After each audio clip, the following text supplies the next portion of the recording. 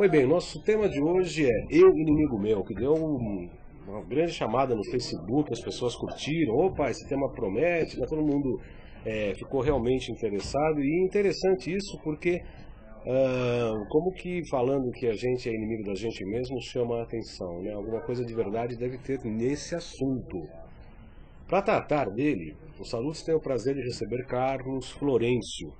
Ele é autor, palestrante, consultor em desenvolvimento pessoal e coach. Desde 1985, ele ministra palestras, conferências e treinamentos de desenvolvimento pessoal para organizações em várias cidades do Brasil, Portugal e Inglaterra. Especialista na transformação e emancipação de pessoas, ele utiliza um método terapêutico próprio. Ele mesmo criou o PH Vida, que é o potencial humano de vida. Boa tarde, Carlos Florencio, seja muito bem-vindo. Saludos, é um prazer recebê-lo. Boa tarde, muito prazer. É sempre bom estar aqui, né? Poder falar hoje, né, sobre o inimigo meu, né? É um assunto que eu acho que interessa muitas pessoas, né? Com certeza, Carlos. A chamada no Facebook e nos e-mails realmente chamou a atenção das pessoas. Antes de a gente entrar no Eu, Inimigo Meu, gostaria que você falasse rapidamente sobre a sua trajetória, né? Como é que você virou coaching, os seus estudos, suas pesquisas. Rapidamente, curtinho, para a gente dar sequência ao assunto mais importante. Claro, o meu processo começou muito cedo. Aos 14 anos de idade, eu comecei a me interessar muito por entender como nós somos, como nós funcionamos e o resultado que isso podia estar gerando na nossa vida. Então eu sempre nasci e tive essa questão de tentar entender o porquê das coisas, né? E para mim tudo sempre tinha que ter um sentido. Eu sempre gostei da pesquisa, de correr atrás, de instigar as coisas. E comecei aí de forma independente aos 14 anos, de uma forma muito autodidata. Aos 20 eu fui para Londres, onde eu fui estudar, e nessa altura eu já tinha uns conceitos próprios meus sobre o que é o ser humano, o sentido da vida e o significado da vida. Fui convidado para dar uma palestra nessa altura, e daí começou a se desencadear um processo que não parou até hoje. De lá de Londres eu me mudei para Portugal, onde fiquei 10 anos, até 2000. Em 96 eu comecei a fazer um processo de retorno ao Brasil, vindo ministrar palestras e seminários, e aí em 2000 resolvi ficar em São Paulo, que era um ponto estratégico entre Porto Alegre, onde está a minha família, Santa Catarina e tal, e a Europa. E comecei a viajar, e sempre gostei muito não de acumular coisas, mas sim conhecimentos, né? E aí então eu viajava, fazia meus tratamentos e tal, e eu comecei a perceber, logo no começo, já lá em Londres, indo para Lisboa, comecei a viajar no meu trabalho, que havia uma necessidade de eu criar alguma coisa que fosse rápida, eficiente, eficaz, de fato que gerasse resultado. Então foi a minha grande busca, né? E o meu grande desafio foi de fato conseguir fazer algo que gerasse um resultado para a minha própria satisfação. Então, mais do que a satisfação do meu cliente, era a minha satisfação em sentir que eu iria conseguir resolver aquele conflito, aquele paradigma, aquilo que estava atormentando aquela pessoa que chegava à minha frente e que terapeuticamente eu tinha que dar um direcionamento, um caminho, né, uma luz, né, para aquela pessoa que se encontrava ali enrolada em si mesmo, na escuridão da sua própria, digamos, da sua ignorância, no fundo, falta de conhecimento que tinha, na gestão daquilo que estava acontecendo com a sua vida, né, na administração das suas emoções e tudo mais. E aí, então, foi daí que comecei a formatar todo o meu método, que foi do PH Vida, né, e aí foi em Lisboa que eu criei os pilares do PH Vida, que foi consciência e transformação, porque eu percebi que eu só consigo, de fato, curar ou tratar uma pessoa no momento que eu gero consciência nela, né? No momento que eu gero consciência, eu consigo transformá-la. E aí, então, o meu trabalho está muito focado não em mudar as pessoas, mas sim transformá-las. É deixar de ser uma coisa para ser outra coisa. Porque se eu não deixo de ser uma coisa, eu não altero o resultado disso. Então, há uma lei da física que é ação e reação, faz parte de um dos meus conceitos, né? E eu utilizo muito isso. Então, eu faço as pessoas perceberem como elas são e o resultado que isso gera. Então, meu processo é de transição de uma inconsciência para uma consciência. Eu só perguntei como é que era a sua trajetória e pedi para você falar rápido. Você acabou contando tudo. Você fala demais e rápido. Eu quero dar o meu boa tarde ao David Conceição, ao K394, ao Paulistano Flávio 563, a Ana Maria, E a Ana Maria está perguntando, que ela teve que atender o telefone, eu estou entrevistando o Carlos Florencio, que é coaching hoje, nesse momento. Estava falando da sua trajetória e acabou falando um pouco também do seu projeto, o processo terapêutico, na verdade, que é o PH Vida, que foi desenvolvido por ele mesmo. E o título da chamada é... Vou te pedir para você responder mais curto, para a gente fazer uma dinâmica aqui de perguntas e respostas. Eu, inimigo meu. Nós somos inimigos da gente mesmo? Quando é que você percebeu isso? Primeira pergunta e só isso. É ótimo. Senão meu inimigo meu aqui vai sabotar a minha entrevista, né? Bem, eu percebi que as pessoas, quando vinham me procurar, elas estavam de fato perdidas, né? Perdidas. Eu digo sempre que o universo nos colocou aqui e esqueceu de dar manual e assistência técnica. Então as pessoas se perdem nas emoções, perdem nos pensamentos. De alguma forma elas tentam resolver as coisas através dessas ferramentas que é do pensamento e da emoção, mas elas não têm, digamos, um manual, elas não sabem como lidar. Então, digamos que, eu digo que o ser humano ele nasceu como se fosse com um Porsche, mas com uma capacidade de bicicleta, de saber fazer uma gestão do seu próprio corpo, né, da sua própria inteligência. Então, ele vai aprendendo à medida que vai fazendo as suas escolhas, ele vai aprendendo à medida que vai vivendo as suas experiências. Dentro disso, ele às vezes se questiona, gera uma dúvida, cria um medo, porque ele não tem um conhecimento que é normal, então ele fica, né, inseguro, com falta de confiança, e ele trava. Então, um mecanismo de autossabotagem, esse inimigo meu é criado toda vez que a pessoa trava frente a uma experiência onde ela não consegue fluir. Ou foi provocado por alguém que criou isso, uma figura de autoridade, alguém que disse não pode fazer isso, às vezes na infância, né, os pais, né, são a sociedade, a religião, o pecado, não pode, olha, é feio, o que os outros vão pensar. Todas essas restrições impossibilitam a pessoa de ser espontânea e livre. Então ela começa a perceber que ela não é bem aceita quando ela é diferente.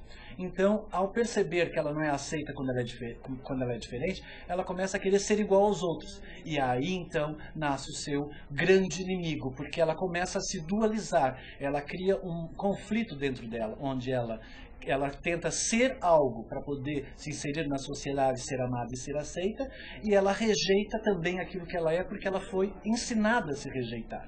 Agora, tem pessoas que têm vários tipos de... não seriam frações, mas vários tipos de personagens. A exemplo desse gênio que morreu, o humorista Chico Anísio, que criou mais de 200 personagens, a gente não cria 200 personagens, mas a gente cria um tipo de comportamento.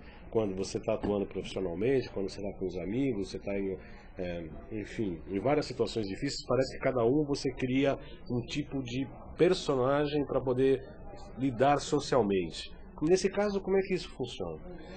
A vida é um palco, né? E todos nós temos o nosso personagem. O meu personagem é Carlos Florencio. Mas o Carlos Florencio, ele é o Carlos Florencio de uma forma com a família, de outra forma no trabalho, e assim vai. Então nós, consoante as misturas, digamos, e as conexões que você vai fazendo, você vai se mostrando de uma forma diferente. Mas todos nós, o personagem vem da persona, a persona vem do ego. O ego é formado a partir daquilo que eu me identifico.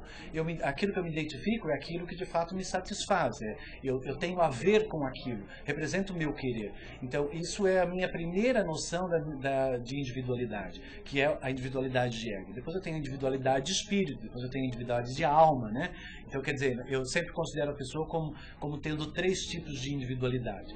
E dentro dessa individualização, nós vamos criar o nosso personagem e nós vamos viver vários personagens.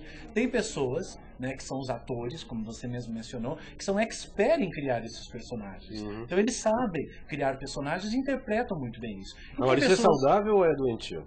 Ou é patológico? Para o ator? Não, para o personagem. O ator faz parte do trabalho dele e não, é bom não, digo para nós, para as pessoas. As pessoas, elas criam esses personagens que eu chamo numa forma de mecanismo compensatório, né? Dentro do inimigo meu, quando você sofreu aquela rejeição, como é que eu resolvo? Então, eu vou tentar ser aquilo que os outros querem que eu seja. Então, você cria um ideal daquilo que você precisa ser.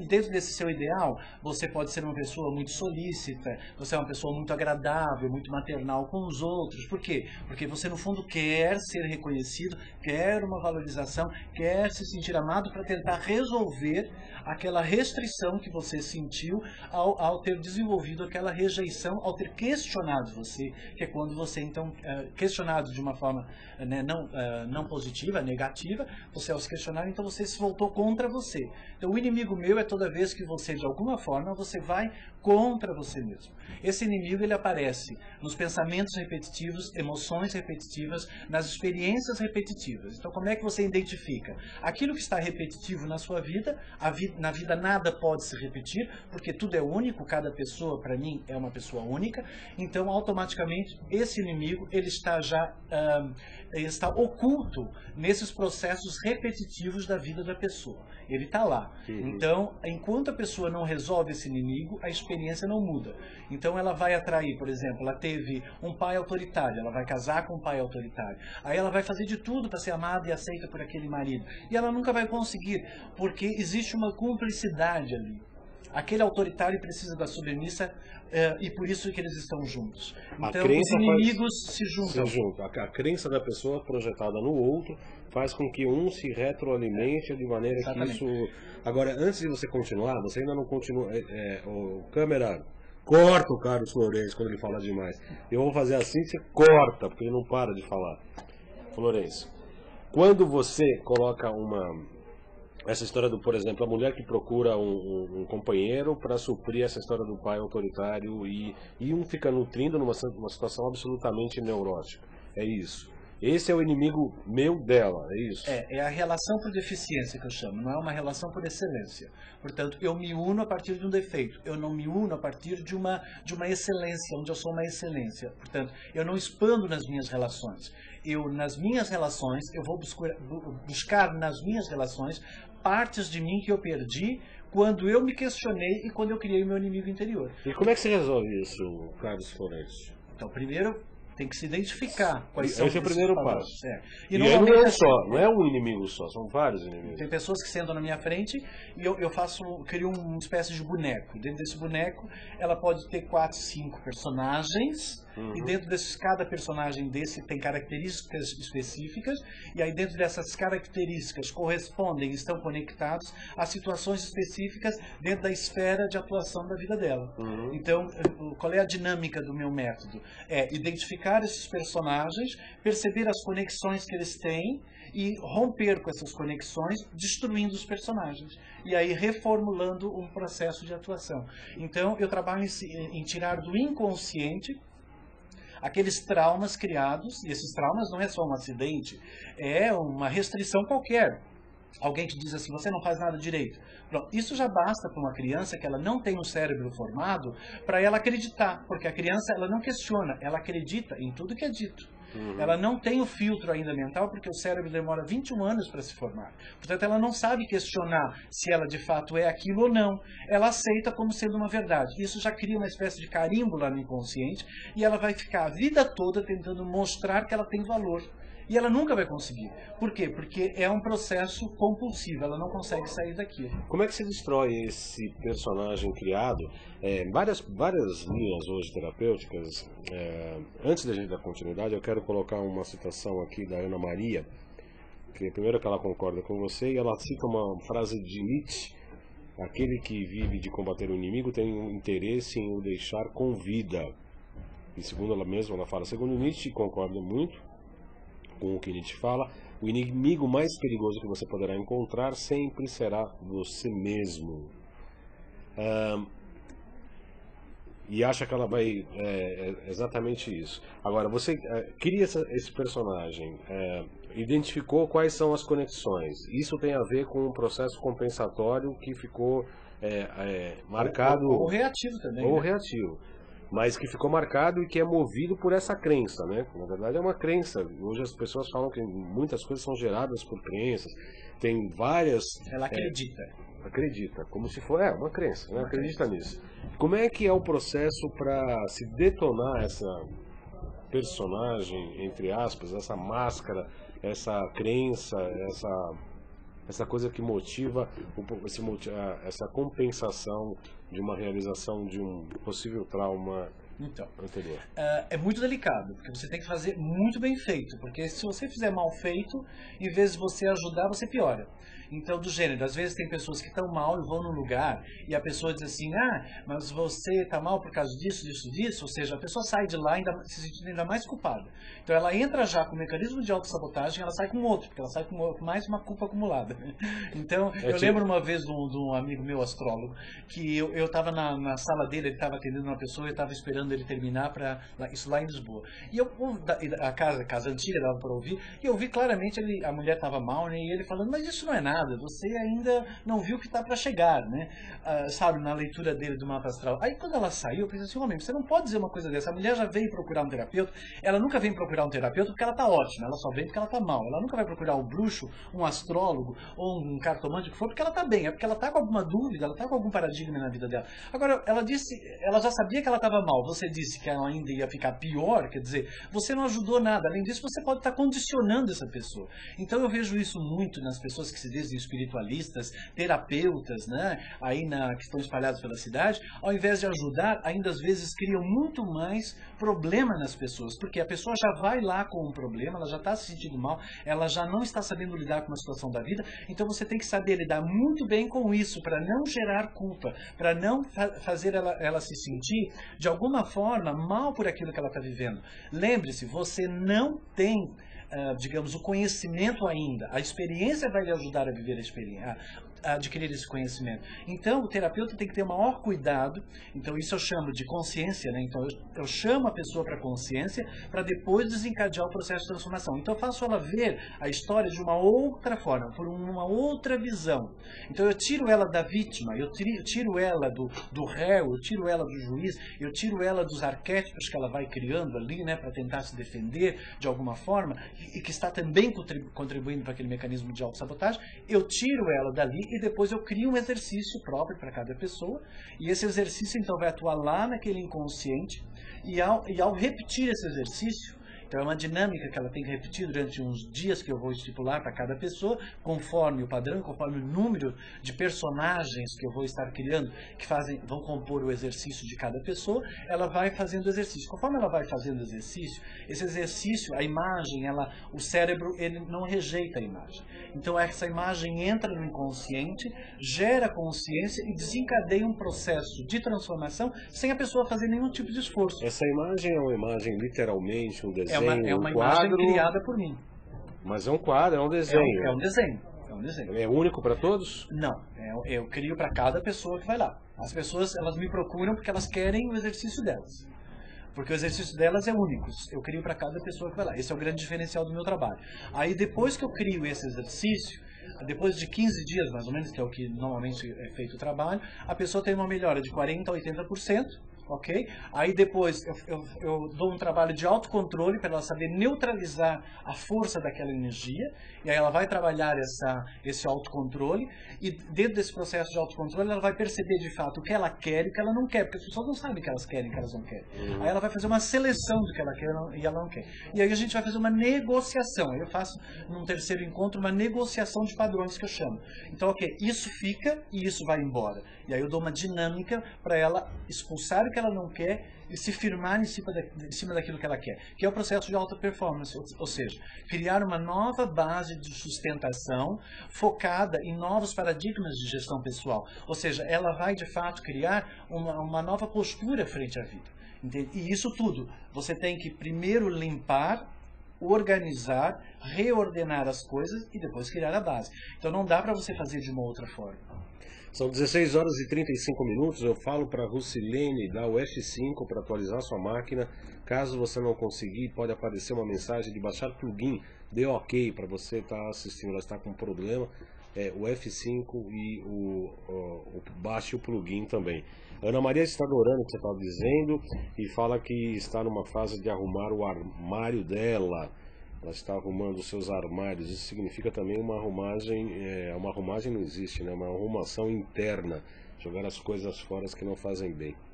São 16 horas e 35 minutos. Vamos às notas e informações.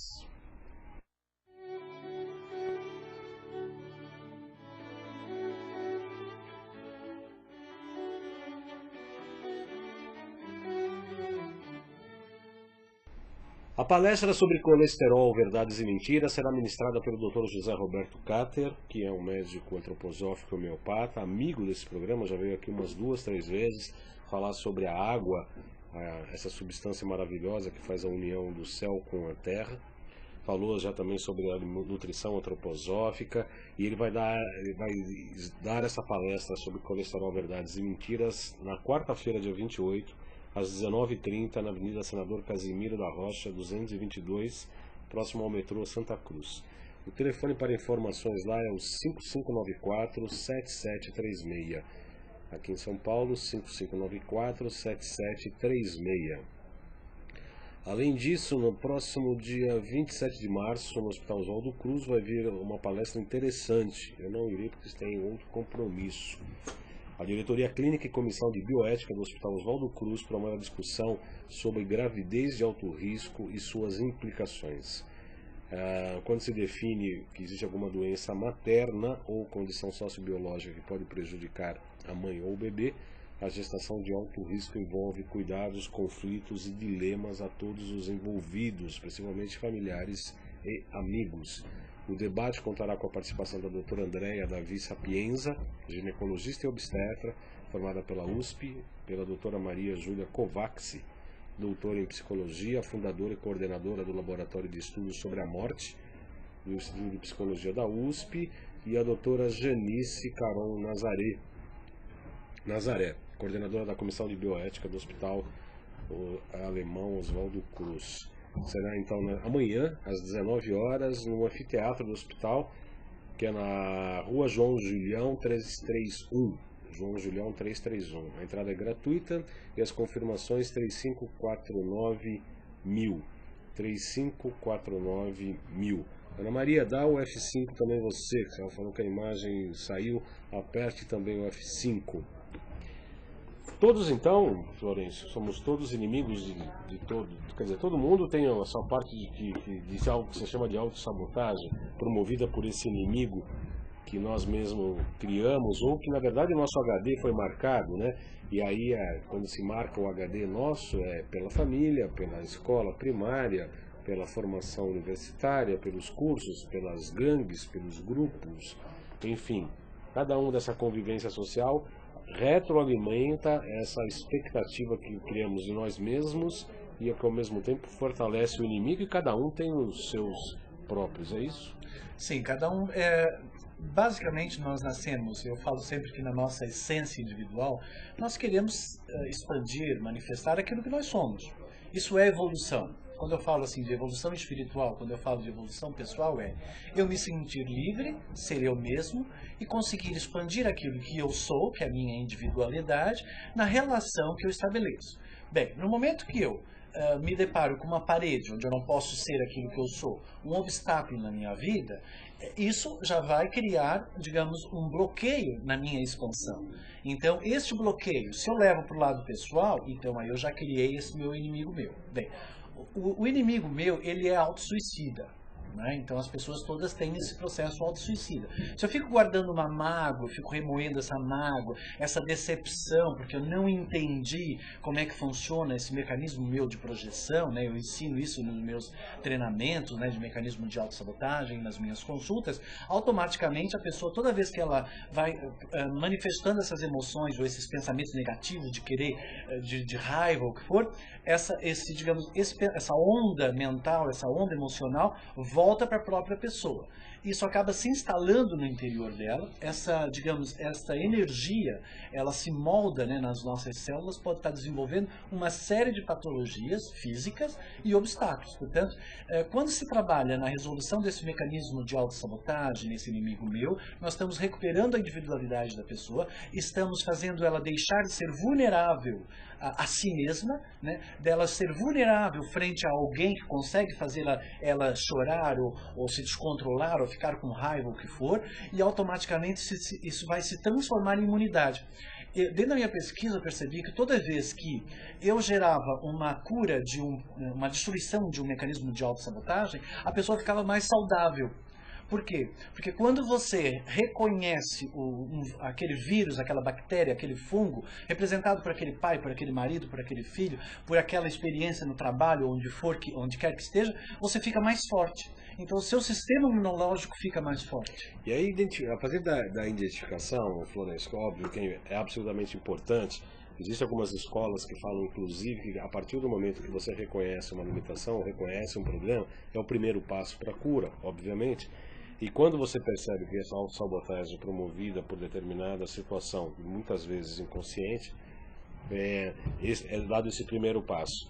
A partir daí, são só exercícios que fazem com que essa imunidade, ou com que esse fato, o objetivo, não incomode ou não dispare esse processo de autossabotagem?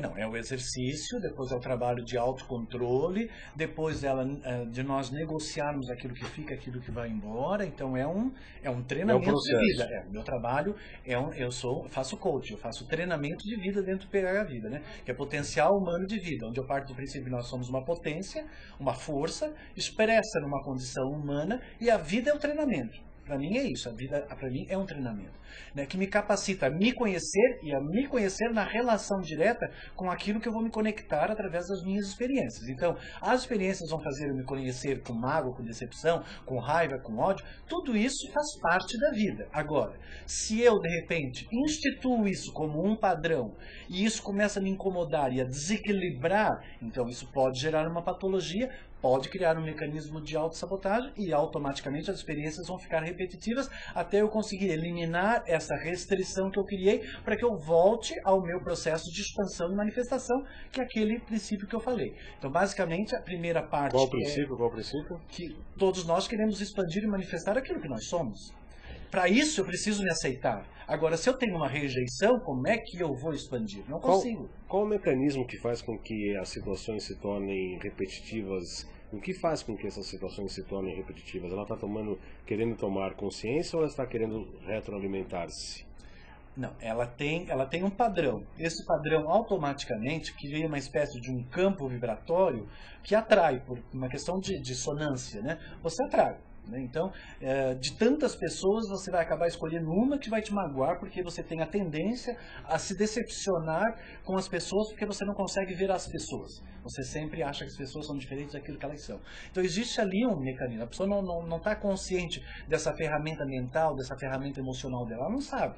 Então, ela precisa ser instruída a saber onde é que estão essas projeções para que rompa o processo repetitivo. Se você não muda nada na pessoa, o resultado não vai mudar. Então nós temos que modificar alguma coisa. Eu digo sempre que o universo não nos dá a fórmula nem a receita. Ele nos dá os elementos para que através das sucessivas tentativas a gente consiga atingir o resultado que a gente quer. Portanto, se não está dando certo, às vezes você quer amar e ser amado. Você tenta ser legal, não dá certo. Você tenta ser mais incisivo, não dá certo. Você vai tentando. Chega uma hora que talvez você pare de tentar e você comece a se permitir. E aí então você percebe, nossa, amar era tão fácil, era só uma permissão. E eu estava aqui tentando dar certo numa relação. Era isso que era o meu grande obstáculo. Então, o que as pessoas não percebem é que elas estão sempre projetando de uma forma muito densa um processo que é para ser muito mais leve. Porque a vida é para ser leve. As pessoas é que densificam por conta dessas culpas, desses medos, dessas dúvidas, dessas inseguranças que elas mesmas vão criando, porque elas foram instruídas, educadas dessa forma. Porque a religião, o pai, a política e tal, criou isso. Agora imagine, se todo mundo se rejeita e todo mundo cria um ideal daquilo que eu quero ser e aquilo que eu sou eu rejeito, quem é que está certo dentro dessa nossa sociedade? Porque todo mundo está querendo ser uma coisa para poder se amar e se aceitar, para poder amar e ser aceito, para poder ter valor e tudo mais. Então, quer dizer, ninguém está sendo de fato verdadeiro. As pessoas estão sendo falsas com elas mesmas. Porque elas ficam o tempo todo tentando ser uma coisa que elas não são. E isso é o tempo todo? O tempo todo as pessoas estão fingindo... Grande maioria. Eu digo que as pessoas que têm sucesso na nossa vida, que de fato conseguem expandir e manifestar através das experiências, que são pessoas que se destacam na nossa sociedade, na nossa história, são pessoas que não têm digamos, esses paradigmas, não têm esses obstáculos na vida. Elas não duvidaram delas, elas acreditaram nelas. Elas talvez tiveram um pai que deu uma educação diferente, uma mãe que passou segurança. Se essa mãe me passou segurança e me ensinou a conhecer o meu mundo, a minha volta, eu vou ser um ser mais seguro. E esse pai me deu confiança, acreditou em mim, fez eu acreditar em mim, automaticamente eu já tenho aqui uma base para que eu possa ter segurança e sucesso. Agora, se eu não tive essa confiança, essa segurança desse pai, e eu criei uma rejeição, eu automaticamente, esse mecanismo de autossabotagem, ele vai ficar comigo até eu conseguir ultrapassar esse obstáculo para que depois eu consiga atingir um sucesso. Isso é a grande maioria da porcentagem... Porque nós nascemos numa sociedade onde as pessoas julgam de forma comparativa, criticam de forma destrutiva, justificam o tempo todo, não assumem a responsabilidade por aquilo que elas são, entende? Tiram vantagem o tempo todo da situação para o seu favoritismo, ou se colocam completamente vulnerável à energia dos outros. Então, automaticamente cria esse caos, né? Porque não tem como não criar o caos dentro disso. E aí nós temos uma gama enorme de pessoas que ficam todas emaranhadas dentro desse processo. Esse emaranhado, né, que tem até uma imagem no meu site, quando as pessoas quiserem entrar lá, tem uma imagem que eu criei de um ser todo amarrado em si mesmo, né? Por quê? Porque ele se amarra em si mesmo dentro desse processo. Então é como se você andasse na rua e todo mundo estivesse amarrado. Essas amarrações fazem a pessoa ficar solitária. Então, qual é o maior inimigo que uma pessoa tem? A solidão. Né? É a solidão que vai proceder ao processo de rejeição. Eu me sinto rejeitado, eu não estou uno comigo. Então, automaticamente, eu gero um vazio. O vazio gera uma solidão. E aí, automaticamente, eu vou tentar preencher esse vazio. Eu acho que eu estando com alguém, essa pessoa vai me dar plenitude e eu vou resolver a minha solidão. E aí eu vou perceber que isso não acontece. Aí eu vou cobrar daquela pessoa, eu vou querer que aquela pessoa seja diferente para satisfazer aquele meu vazio. E aí quando eu vejo, eu já não estou amando, porque eu já estou rejeitando a outra pessoa. E o pior, né? Você está procurando nessa pessoa exatamente... Você mesmo. Você mesmo e pior, os fatos motivados pelas crenças. Se você, a mulher que busca o pai autoritário, o homem que procura a mãe que tem lá os seus problemas, enfim, existe toda uma ordem das crenças que buscam alimentar a si próprio. Então a gente vai sempre procurar pessoas problemas, né, que te deem atraídas pelo próprio problema, pela própria crença ou pelo próprio problema em si, em cada um. Elas vão atrair sempre o espelho. Você me diz, qual é a diferença de uma pessoa autoritária para uma pessoa submissa? Você vai dizer, nossa, é completamente diferente, ela não acredita nela mesma, ela é completamente submissa. Ele é completamente autoritário, ele é poderoso, ele conquista coisas na vida, ele é um provedor, e ela não conquista nada, ela é dependente dele. Então eles são completamente diferentes. Não, eles são completamente iguais, porque os dois nasceram de uma mesma fonte. Os dois se sentiram rejeitados. Só que um pegou nessa rejeição e resolveu mostrar que ele não precisa de ninguém. E ele é um solitário por conta disso. E ela fica o tempo todo querendo que alguém esteja com ela. E ela está sempre sozinha também. Então os dois são dois solitários rejeitados, casados e morando juntos, sofrendo da solidão acompanhada, que eu chamo de solidão compartilhada. E às vezes são casados 40, 50 anos. Teve uma senhora que veio me procurar e ela sentou na minha frente e eu disse, eu estou olhando na sua ficha que você é casada. Ela disse assim, sou casada há 40 anos. Eu disse assim, você não é casada. Ela disse assim, não, eu sou casada há 40 anos. Eu disse assim, não, você não é casada. O que é que seu marido gosta? E o que é que você sabe que ele gosta? Que ele de fato demonstra que sabe que você gosta? Ela não soube responder, ela estava há 40 anos casada com uma pessoa que ela não conhecia. E as pessoas estão assim, elas ficam naquela projeção, porque você tem que estar com alguém, porque a vida diz que você tem que casar e tem que ter filho, não sei o quê. E as pessoas não param para pensar, espera aí, eu quero é ser feliz. Entende? Eu quero é ser eu mesmo.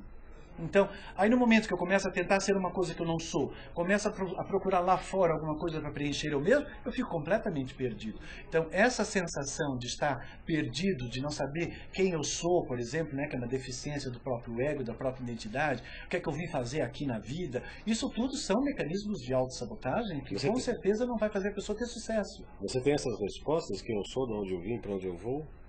Em que sentido? Nossa, você falou que o fato de eu procurar no outro um preenchimento de um vazio porque não sei quem eu sou nem o que eu estou fazendo aqui. É, porque as pessoas não sabem. Entendeu? Tem pessoas que vão lá e dizem assim, eu vim aqui para saber quem eu sou. Mas assim, ok, é isso que você veio fazer nessa vida. Você veio justamente descobrir quem você é. Como é que você descobre quem você é? A partir daquilo que você quer, da sua vontade, do seu desejo, da sua satisfação. A partir disso você vai se identificar, e ao se identificar você vai criar uma identidade. Ao criar uma identidade você vai personificar aquela sua força, e essa sua força vai gerar resultado, e você então vai servir. Ao servir você vai ter então uma profissão, que é um serviço que você vai dar para os outros, e os outros vão pagar por isso, e isso vai te dar segurança, que é onde você vai se firmar, e aí você começa um processo contínuo de expansão. Então, isso é todo um processo. Agora, se eu já criei a dúvida, não sei quem eu sou, não sei para que eu sirvo, pronto, já travou, já criou um mecanismo de autossabotagem. E aí você vai ficar procurando por você e não vai encontrar, porque as pessoas não sabem que elas têm que começar a primeiro se sentir bem em alguma coisa, depois eu me identifico com isso porque isso me faz bem, e é isso que eu quero fazer. Então, eu tenho pessoas, por exemplo, que elas resolvem escolher um trabalho, por quê? Porque aquilo vai me dar segurança. Então, elas resolvem, sei lá, ser funcionário público, ou fazer alguma coisa que de fato vai garantir que ela nunca vai ser despedida ou coisa do gênero. Vão passar um concurso, alguma coisa assim, né? Então, elas conseguem, de fato. Passam, conseguem, ganham aquilo, mas elas às vezes não se identificam com aquilo. Elas ganham a segurança, mas aí elas vivem ali, naquele trabalho que elas não se identificam, que elas não amam, durante 30, 40 anos depois, elas vão ficar uma pessoa fria, uma pessoa frustrada, uma pessoa azeda, uma pessoa insuportável, que a gente ainda tem que levar com elas toda vez que a gente for numa repartição pública. Só por causa do salário. Só por causa que ela queria uma segurança. Aí essas pessoas, quando me procuram, eu digo assim, esse trabalho que você está certo. Lá atrás você fez uma escolha. E naquela hora que você fez a escolha, você pensou só em estar segura. Você não pensou em se identificar, em amar isso. E agora você quer essa identificação, esse amor? Então agora você vai à procura de uma identificação e de um amor associado a uma segurança. Para isso ela vai ter que criar uma nova identidade. E ela normalmente não cria identidade. Então ela vira um serviço, ela vira um mecanismo. Ela está ali fazendo um serviço, mas ela não se identifica com aquilo. Entende ou não? O corpo dela vira um mecanismo que ela fica ali mandando e-mail, ela fica ali trabalhando no administrativo, fica ali atendendo as pessoas, direcionando as pessoas, mas ela não se identifica com aquilo. Ela é uma máquina. Aí a alma dela... Nós somos máquinas pré-programadas. Mas nós somos alma. Peraí. Também. A Ana Maria está falando que pessoas... Aliás, foi concomitante. Ela tinha escrito, antes de você falar daquela experiência da senhora que você falou que não estava casada, que ela tinha escrito o seguinte, antes disso. Tem pessoas que envelhecem e dizem que nunca foram felizes. Que você estava explicando por quê. Aí você explicou do casal, tal, daquela senhora. Eu tenho duas perguntas, curtas. Tem que colocar um botão aqui que dê um choque para o entrevistado ficar quieto ou parar de responder. Duas coisas. Como é que você percebeu que essa mulher que estava casada realmente não estava casada porque não sabia, por exemplo, que o marido gostava de tal coisa, por exemplo? Essa é uma coisa. E a outra, inclusive a Ana Maria pergunta o seguinte, se essa mulher que sabotou o casamento de 40 anos se separou ou aceitou a situação? Bem, acho que essa é mais fácil de responder.